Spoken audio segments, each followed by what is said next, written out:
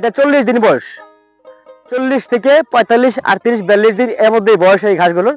দেখেন আমার যে হাইট 5 ফিট 2 ইঞ্চি বা 3 ইঞ্চি যাই বলেন না কেন, এটা অলরেডি 6 ফিট কিন্তু পার হয়ে গেছে। এটা যদি বলি একটু এখানে, আর এখানে দেখেন এটা কিন্তু অনেকটা হাইট হয়ে গেছে।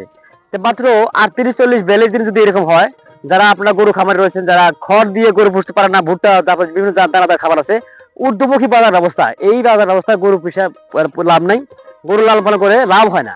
সেক্ষেত্রে অবশ্যই যদি একটু জমি থাকে, আপনারা এই জমিতে এরকম সবুজ ঘাস লাগাবেন, রোপণ করবেন।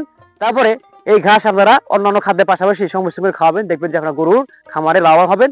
কারণ আমরা যারা প্রান্তিক পর্যায়ে যারা ছোট খামারে রয়েছি, পারিবারিক যারা গরু খামার পালন করি, আমরা 5 শতক 6 শতক বা 1 কাঠা 2 কাঠা জমিতে আমরা এই ধরনের ঘাস কিন্তু রোপণ করতে পারি। সম্মানিত খামারি ভাইরা, আসসালামু আলাইকুম। আমরা ঘাসের ভিডিও নিয়মিত করছি।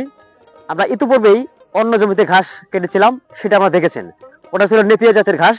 আজকে আমরা ওই জাতের ঘাস শেষ হওয়াতে ওই জমি থেকে আমরা এই জমিতে এসেছি, এবং দেখতে পাচ্ছি আমার পিছনে এবং সামনে যে সবুজ ঘাস, এটা কিন্তু উন্নত প্রযুক্তি, উন্নত জাত।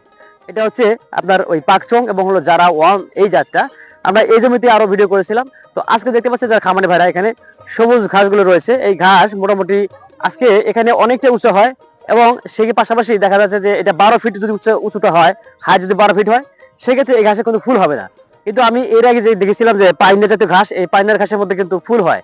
এই ফুল হওয়ার কারণে ফলনটা কমে যায়। এই ধরনের ঘাস কিন্তু উৎপাদনশীল নয়, অর্থাৎ নেপিয়ার ঘাসটা কিন্তু আমরা এখন সাপোর্ট করছি না। সেক্ষেত্রে আমি আজকে যে জমিতে আসছি, এটা হচ্ছে যারা এবং হলো পাকচং জাতীয়।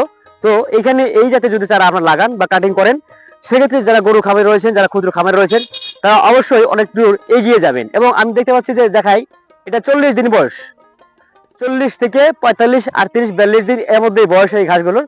দেখেন আমার যে হাইট 5 ফিট 2 ইঞ্চি বা 3 ইঞ্চি যাই বলেন না কেন, এটা অলরেডি 6 ফিট কিন্তু পার হয়ে গেছে। এটা যদি বলি একটু এখানে, আর এখানে দেখেন এটা কিন্তু অনেকটা হাইট হয়ে গেছে। মাত্র 38, 40, 42 দিন যদি এরকম হয়, যারা আপনার গরু খামারে রয়েছেন, যারা খড় দিয়ে গরু পুষতে পারেন না, ভুট্টা তারপর বিভিন্ন দানাদার খাবার আছে, ঊর্ধ্বমুখী বাজার ব্যবস্থা, এই বাজার ব্যবস্থা গরু পিসা লাভ নাই, গরু লালন পালন করে লাভ হয় না। সেক্ষেত্রে অবশ্যই যদি একটু জমি থাকে, আপনারা এই জমিতে এরকম সবুজ ঘাস লাগাবেন, রোপণ করবেন। তারপরে এই ঘাস আপনারা অন্যান্য খাদ্যের পাশাপাশি সংমিশ্রণ করে খাওয়াবেন, দেখবেন যে আপনার গরুর খামারে লাভবান হবেন। কারণ আমরা যারা প্রান্তিক পর্যায়ে যারা ছোট খামারে রয়েছি, পারিবারিক যারা গরু খামার পালন করি, আমরা 5 শতক 6 শতক বা 1 কাঠা 2 কাঠা জমিতে আমরা এই ধরনের ঘাস কিন্তু রোপণ করতে পারি।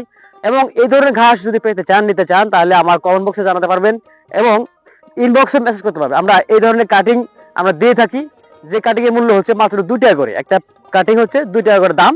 এটা আপনারা নিলে অনায়াসে আপনার বাড়ির আশপাশে যে পরীক্ষা জমিগুলো আছে, সেখানে রোপণ করতে পারবেন। এবং আপনারা ছাগল, ভেড়া, গরু, মহিষ যাহা কিছু আছে তাহা কিছু আপনার খাওয়াইতে পারবেন। সবাই খায়, সব শ্রেণীর পশু এই জাতীয় ঘাস খেয়ে অভ্যস্ত।